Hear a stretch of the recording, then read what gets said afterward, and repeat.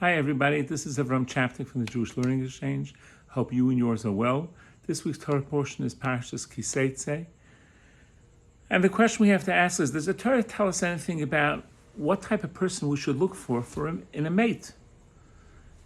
Should it be somebody who's beautiful or handsome? Should it be somebody who is financially stable? Should it be somebody who's, depending what you are, also a Democrat or Republican? Should it be somebody who we have common interests? We both like tennis. And the Torah tells us all of the above wrong. The Torah teaches us in this week's portion, in chapter 23, verse 4, that there are two nations, Ammon and Moab, that are prohibited from joining the Jewish people through marriage. We're not allowed to marry a descendant of Ammon and Moab. Why not? And the Torah teaches us because they are descendants of Lot, the nephew of Avrohom, and Avrohom had taken care of him and saved him, and they showed no gratitude to the Jewish people, the descendants of Avrohom. When the Jews traveled by in the desert, they didn't offer food or drink even to sell it, to forget about giving it them, to sell it to them, and they hired Bilam, the non-Jewish prophet, to curse the Jewish people. So the lack of recognizing gratitude for the Jewish people, the lack of good character is so inherent part of the nation. Those people we cannot marry them. Even if they convert, we cannot marry them. Now today we don't know who Ammon and Moab are, but the lesson though is very relevant, because what we try to look for in a spouse, the externals are not the important thing.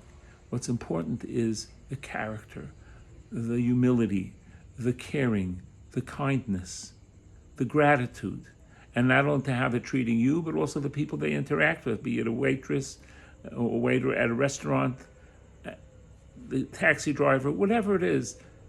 Character is an essential component for a proper Jewish home.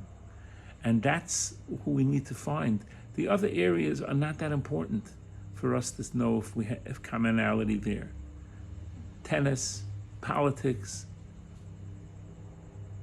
beauty, that doesn't last.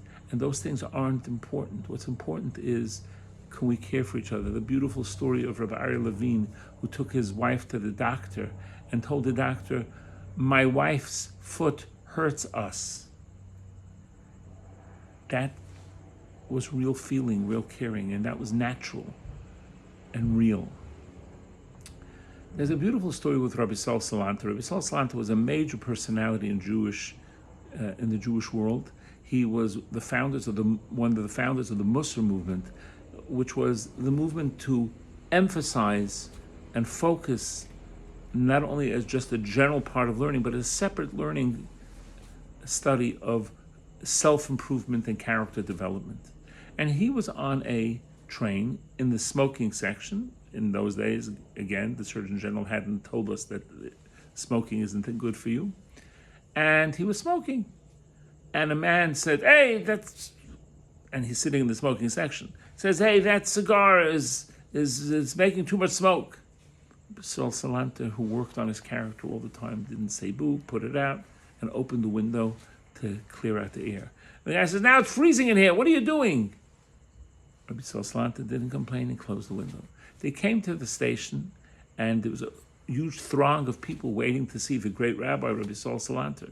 And the man said, "I wonder who they're coming to see."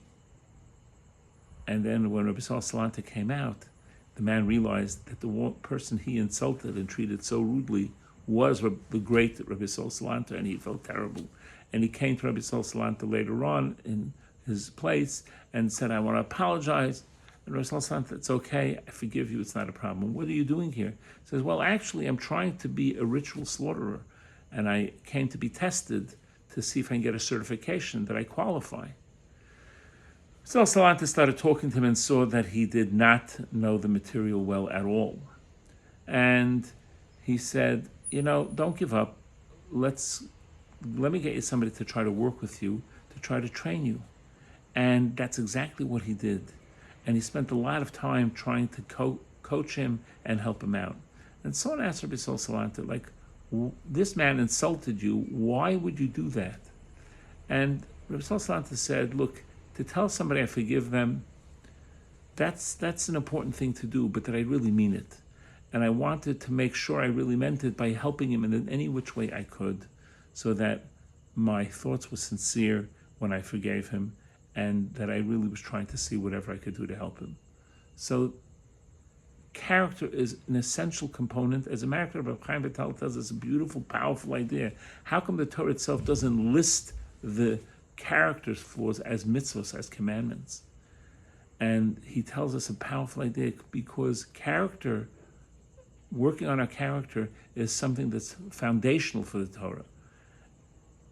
Derech Eretz Kadma Torah, our character has to be foundational. That comes first. Then we can take the Torah and even elevate ourselves even higher. So I recommend learning works like Pirkei Avos, Ethics of Our Fathers, Mesil Shesharim, The Path of the Just, Archas Sadikim, The Way of the Righteous. There are many beautiful books on self-improvement that I recommend, and we should work on ourselves to become the best that we can be, so we can be the best spouses, sons and daughters, fathers and mothers, and the best Jews that we can be, and build a foundation that the Torah can be put on. Take care, have a great Shabbos.